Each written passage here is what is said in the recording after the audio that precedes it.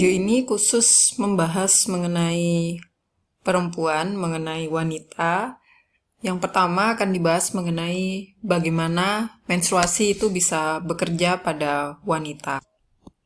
Menstruasi dibagi menjadi 4 tahap yang utama. Tahap yang pertama disebut dengan fase menstruasi ini, tanda-tandanya itu adalah yang pertama, hormon dikeluarkan menurun.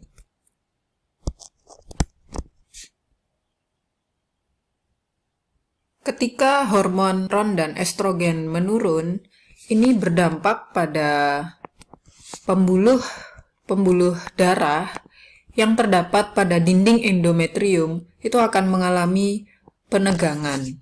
Jika pembuluh darah pada dinding endometrium ini menegang, maka suplai oksigen di dalam dinding itu mengalami penurunan, berkurang.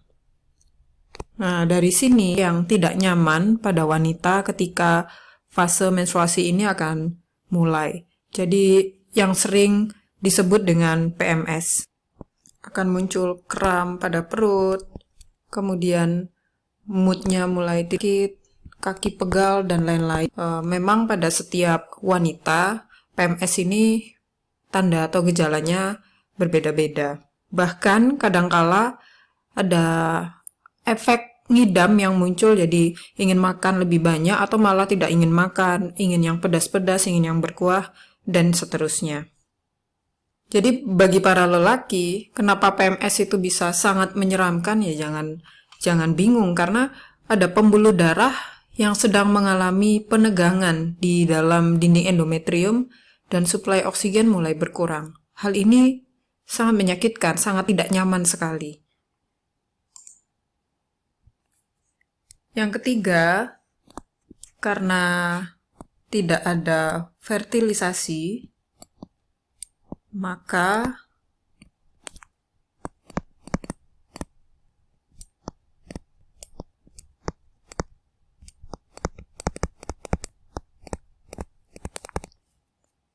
bangunan yang disebut dinding endometrium itu akan mengalami peluruhan.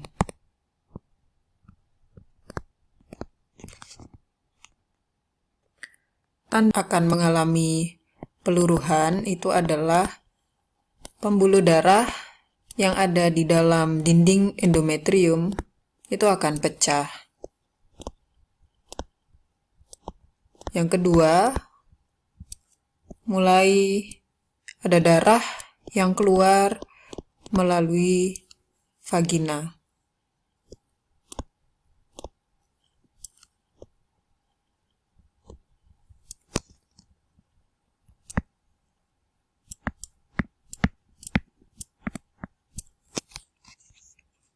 Sehingga pada fase menstruasi, hormon progesteron dan estrogen yang menurun itu akan menyebabkan terjadinya penegangan pada pembuluh darah sampai akhirnya lama-lama semakin membengkak, otomatis pembuluh darahnya akan pecah dan keluarnya darah melalui vagina. Ini yang disebut dengan menstruasi. Jadi menstruasi itu sekali lagi bukan darah kotor yang keluar karena itu dibuang oleh pembuluh darah, tidak, namun adanya peluruhan dari dinding endometrium akibat proses hormonal di dalam tubuh manusia. Peristiwa ini berlangsung dari 1 sampai 5 hari.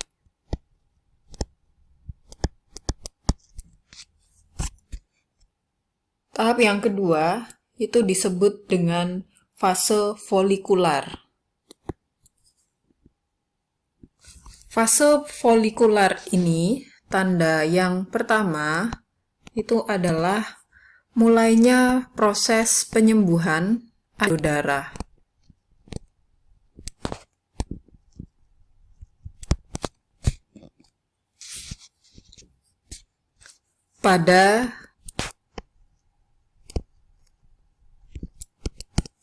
Jadi di sini terjadi recovery.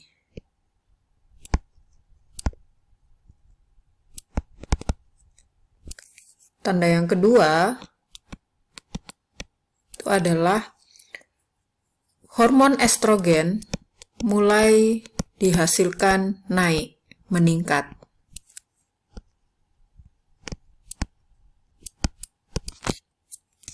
Ketika estrogen ini meningkat dihasilkan, maka endometrium yang tadinya luruh itu mulai dibentuk kembali.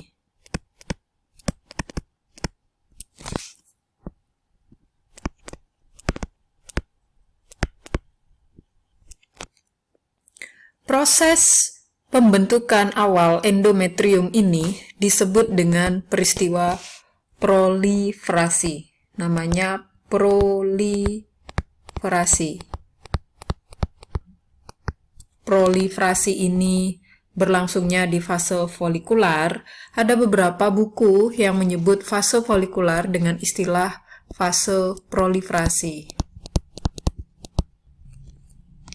Kemudian setelah proliferasi dilakukan, maka tanda berikutnya adalah keluarnya cairan yang sifatnya basah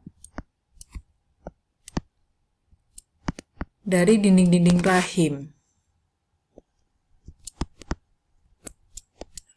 Kenapa basah? Nah, ini sebenarnya sifat basah tujuannya nanti supaya sperma itu bisa tahan untuk hidup di dalamnya. Karena kondisi vagina itu sebenarnya asam. Jadi ketika fase folikular terjadi, malah cenderung dari organ reproduksi wanita itu akan dikondisikan supaya sperma tahan dengan kondisinya yang basah. Jadi ada cairan yang sifatnya basah dikeluarkan supaya nanti sperma lebih banyak yang bisa hidup di dalam organ reproduksi wanita ketika terjadi peristiwa fertilisasi. Dengan kata lain, proliferasi ini sebenarnya sedang persiapan untuk menerima nanti datangnya sperma. Oleh sebab itu, ada beberapa juga yang mengatakan fase folikular ini nama lainnya adalah praovulasi. Dan fase ini berlangsung selama 6 sampai dengan 10 hari.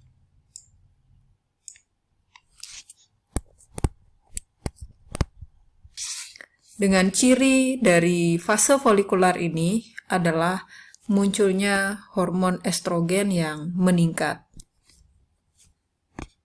Fase yang ketiga pada menstruasi disebut dengan fase ovulasi.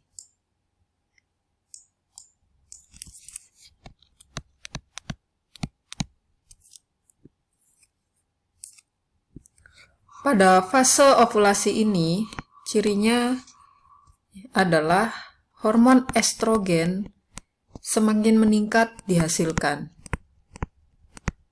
Estrogennya naik. Nah, naiknya estrogen ini diikuti dengan luteinizing hormon juga naik. Maka hormon progesteron itu juga mengalami kenaikan.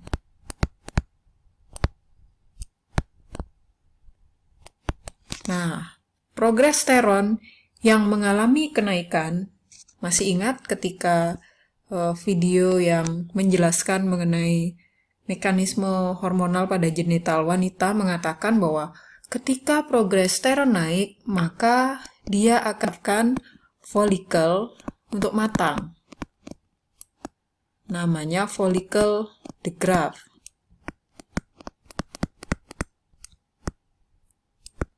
Jadi, folikel de Graaff ini bisa dibentuk jika ada progesteron yang naik. Ketika folikel de Graaff ini semakin matang, maka efek yang dimunculkan otomatis dia akan mengalami pecah. Nah, pecahnya folikel de Graaff hasilnya berupa oosit sekunder.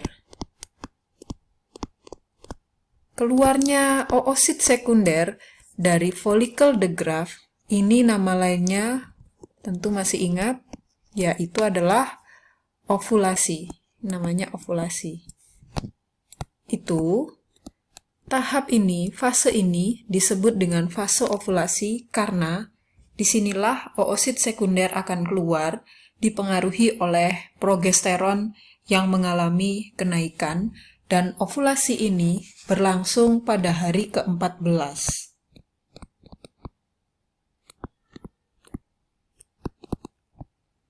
Hari ke-14. Jangan lupa, ini penting. Sedangkan ketika follicle de Graaff sudah mengalami pecah dan peristiwa ovulasi sudah terjadi, nah ini biasanya wanita itu mengalami efek. Efeknya adalah adanya gairah seks yang meningkat.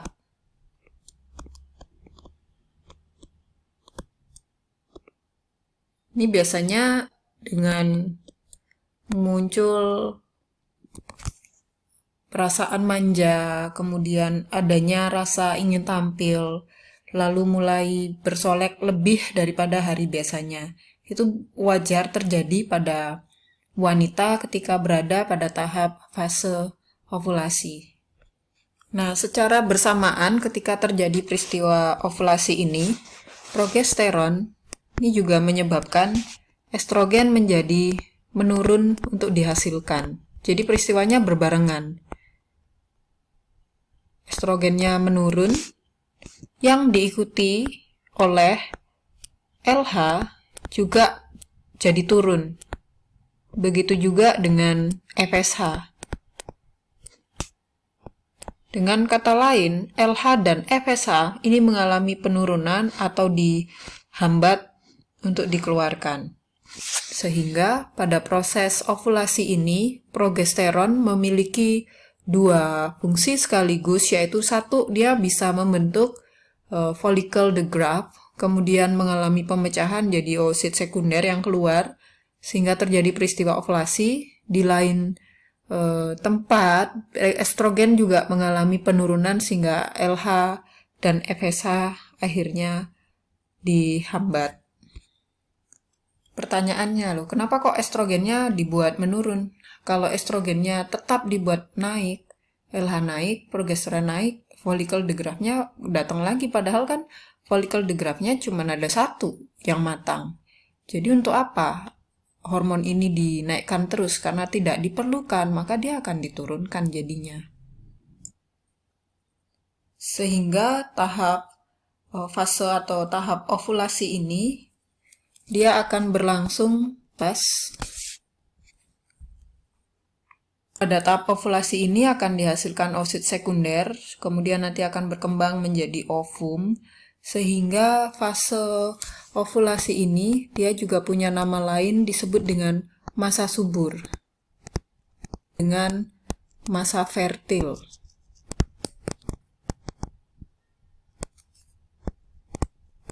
Di mana ovulasi ini berlangsung selama 11 sampai dengan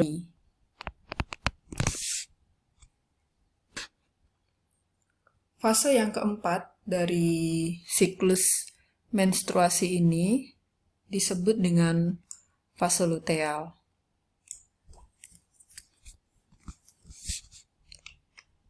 Fase luteal ini merupakan fase yang tandanya adalah dia mulai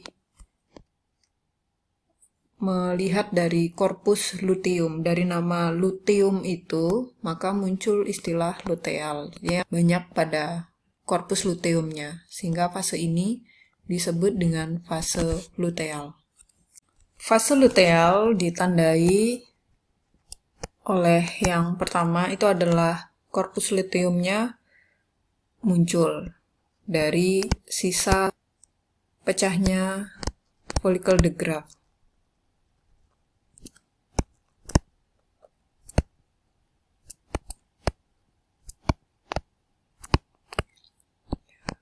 Atau yang disebut dengan badan kuning.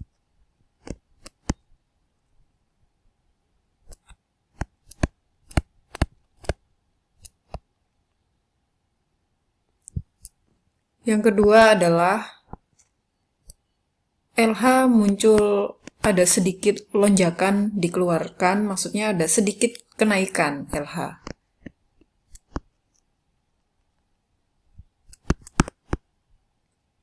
Kemudian pada fase luteal ini, hormon progesteron itu naik semakin tinggi.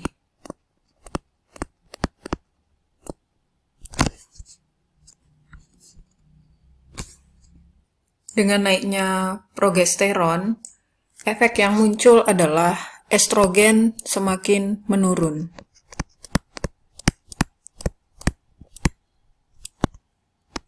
Ketika estrogen turun, LH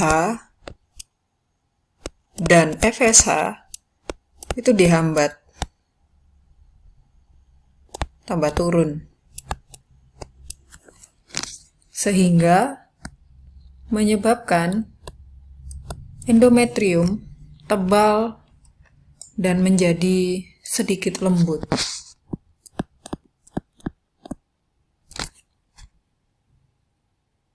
Endometrium yang menebal dan lembut ini diakibatkan karena di bagian dalam dinding endometrium itu banyak memiliki dan lembutnya dinding endometrium nanti supaya mudah ketika terjadi proses implantasi.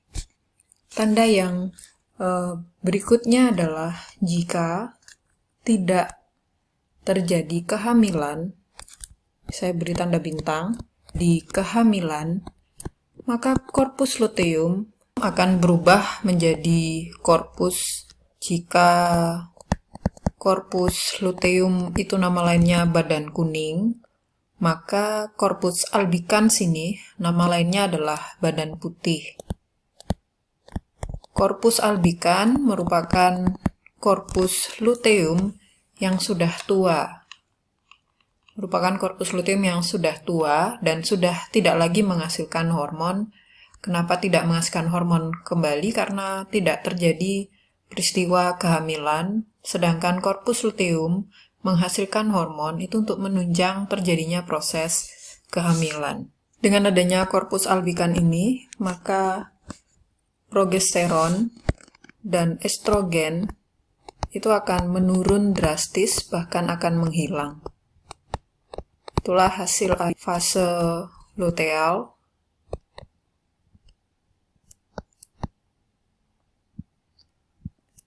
Dan peristiwa ini berlangsung selama 19 sampai 28 hari.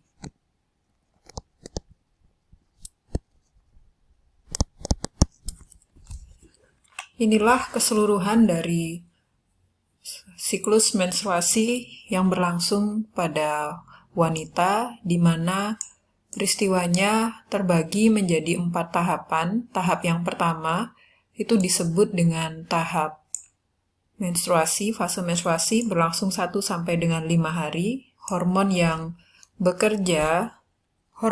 bekerja adalah hormon progesteron dan estrogen, yang kedua hormon ini dihasilkannya menurun. Kemudian karena tidak ada fertilisasi, maka akan terjadi peluruhan dinding endometrium.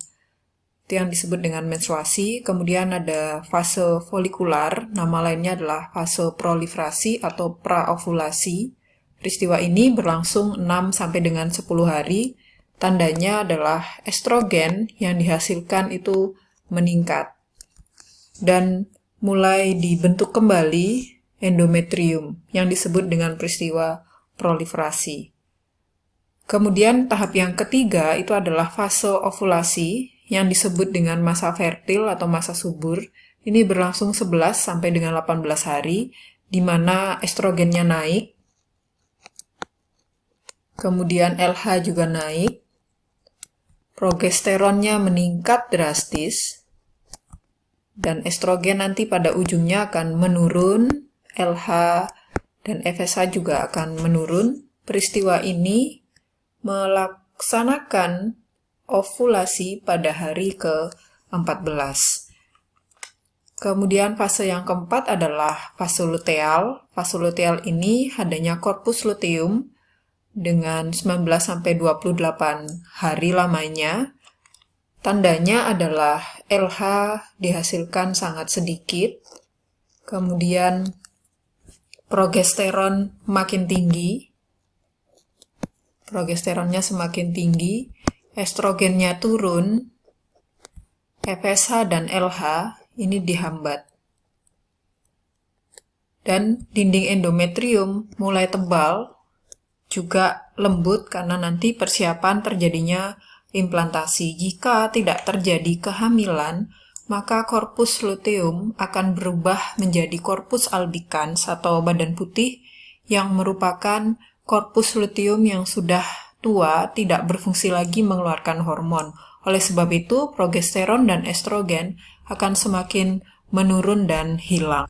Gambar yang biasanya digunakan untuk menjelaskan siklus menstruasi grafik dari gabungan beberapa peristiwa.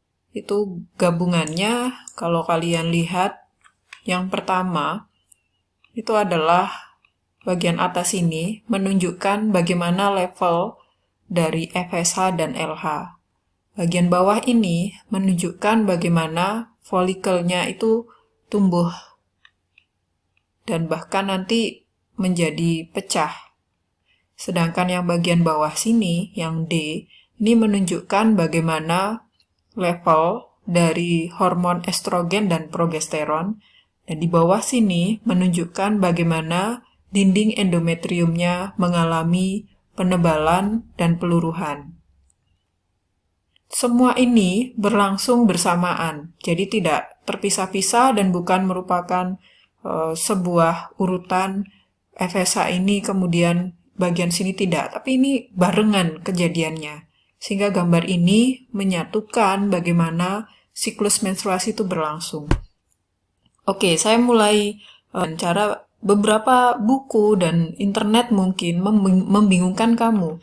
Karena di buku ini tulisannya ada 2 fase, sedangkan penjelasan saya ada 4 fase. Yang perlu kita lihat nanti adalah, sini ada fase folikular. Kemudian ada fase luteal. Sini menstruasinya.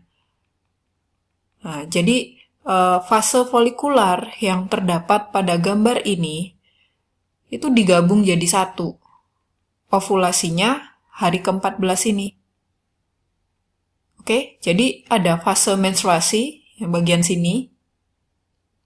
Kemudian fase folikular ini atau praovulasi. Kemudian ini fase ovulasinya. Jadi ada 4 tahapan juga. Cuman ini digabung. Kamu lihat tanda panahnya. Baik. Kita lihat dari level FSH.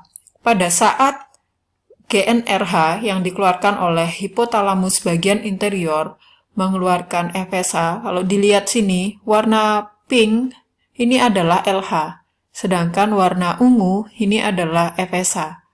Ketika pada fase menstruasi, ini ya, fase menstruasi, hari pertama dan hari kelima, level dari hormon estrogen, ini estrogennya naik yang warna biru, dan progesteron itu mulai agak nanjak. Nah, estrogennya juga nanjak. Pada saat yang bersamaan ini, nah, kalau kalian lihat, maka yang melakukan penaikan itu adalah FSH-nya. FSH-nya naik. Pada saat yang bersamaan, folikelnya masih tumbuh, masih kecil, the grafnya. Nah, terus karena tidak terjadi peristiwa fertilisasi, dinding endometriumnya jadi luruh. Nah, mulai luruh. Kemudian dibentuk lagi pada fase folikular atau proliferasi atau praovulasi.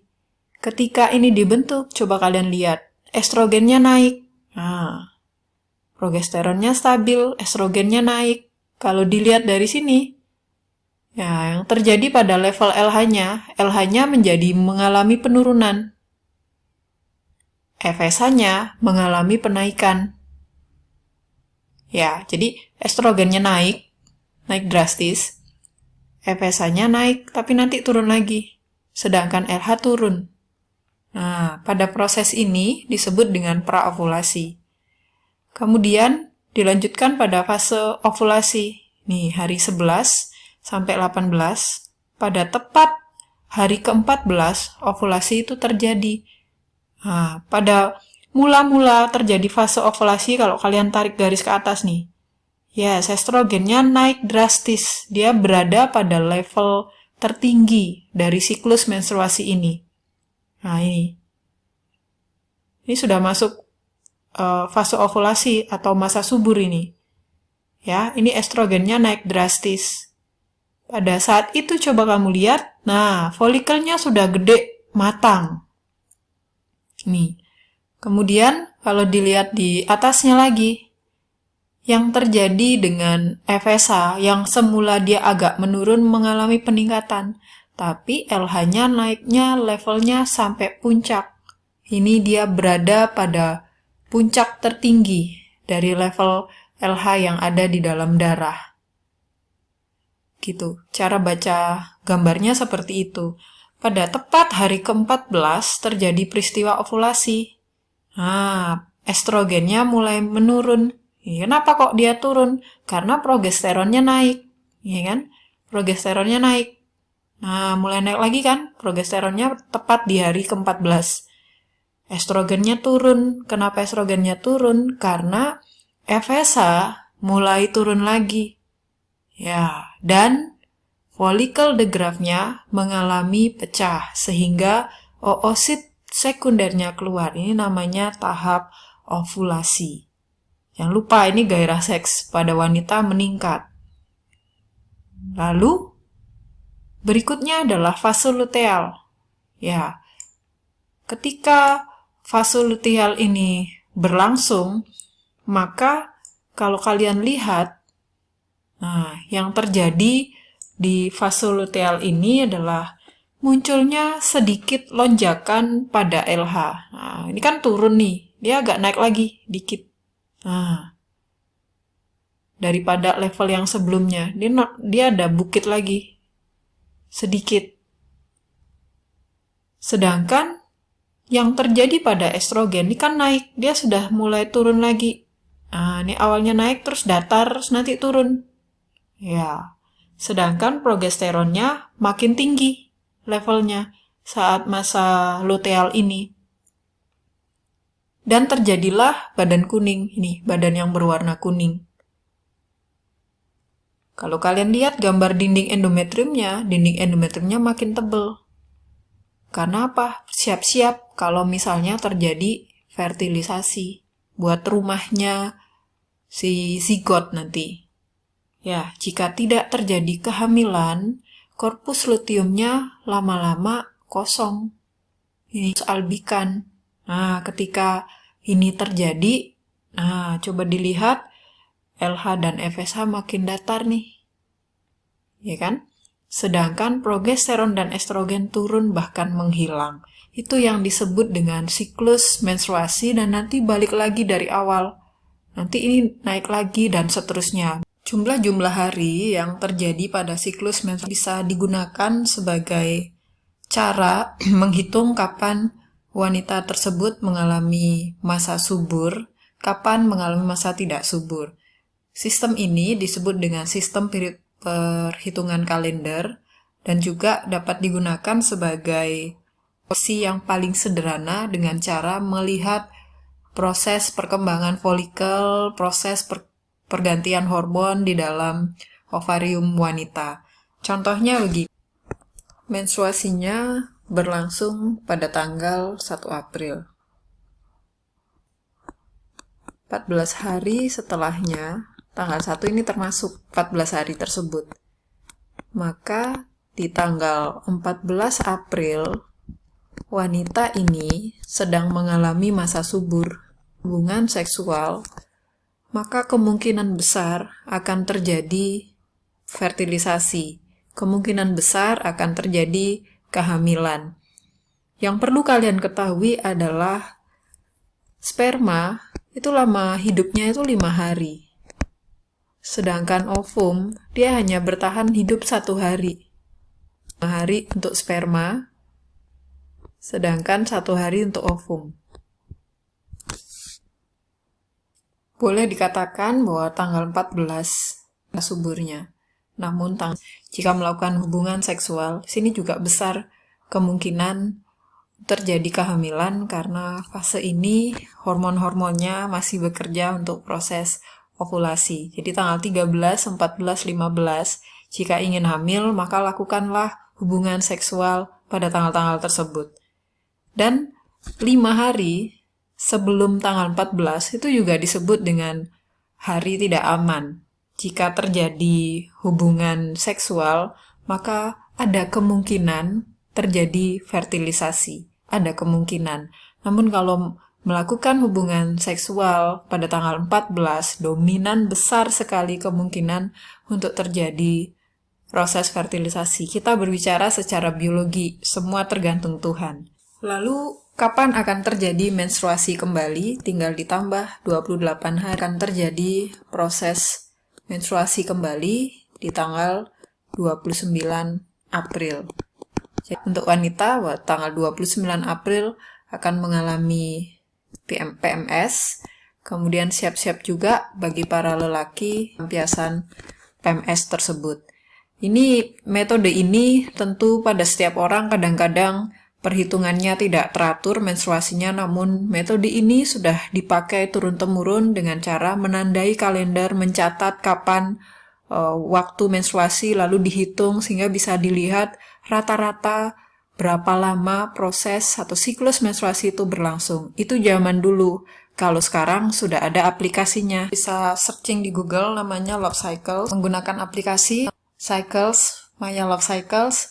Bisa di HP juga pakai Google Play. Dari aplikasi ini kita bisa mengetahui dengan cara memberi tanda pada tanggal di mana kita menstruasi. Kalau zaman dulu kalendernya disilang manual, kalau ini tinggal sentuh, jadi nanti data akan bisa masuk ke dalam aplikasi kita. Di aplikasi ini sangat bagus karena dia bisa mendeteksi kapan masa subur, kapan masa tidak aman, kapan akan mengalami menstruasi, sehingga menurut saya untuk anak sekolah, untuk perempuan, untuk cewek-cewek, itu baik ketika kita bisa tahu bahwa kapan kita harus membeli pembalut, kapan kita harus membawa pembalut, dan siap-siap bahwa kapan kita akan mengalami fase menstruasi sehingga bisa melakukan peregangan, melakukan olahraga supaya pada saat menstruasi berlangsung PMS bisa dikendalikan dengan lebih baik. Sedangkan untuk laki-laki, apa perlu mendownload ini?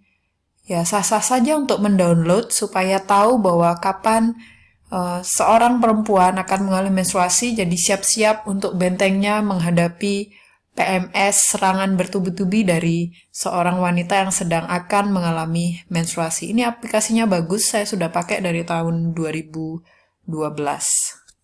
Itulah keseluruhan dari siklus menstruasi yang terjadi pada wanita. Sekali lagi, peristiwa ini begitu rumit, dan jangan sampai ketika ada teman yang mengalami menstruasi dan moodnya sedang tidak baik, itu memang wajar karena peristiwa ini begitu rumit, ada sekian hormon yang berproses di dalamnya, ada peluruhan dan ada darah yang keluar. Tentu saja peristiwa ini akan mengakibatkan mood, suasana hati, rasa gelisah dan seterusnya, akan menyebabkan seorang wanita jadinya nampak sedikit menyeramkan. Namun tergantung dari individunya masing-masing, dan ketika ada rasa sakit yang berlebihan, sebaiknya langsung berkonsultasi dengan dokter, karena bisa jadi kemungkinannya adalah hormon-hormon sedang tidak bekerja dengan baik, atau di bagian dindingnya ada sesuatu. Kesimpulannya adalah siklus menstruasi pada wanita mengalami 4 tahapan kecil yang dibagi menjadi fase menstruasi, fase folikular, fase ovulasi, dan fase luteal. Pada gambar ini dibagi menjadi 2 fase besar, yaitu fase folikular dan fase luteal. Demikian dari saya tentang siklus menstruasi. Enjoy it!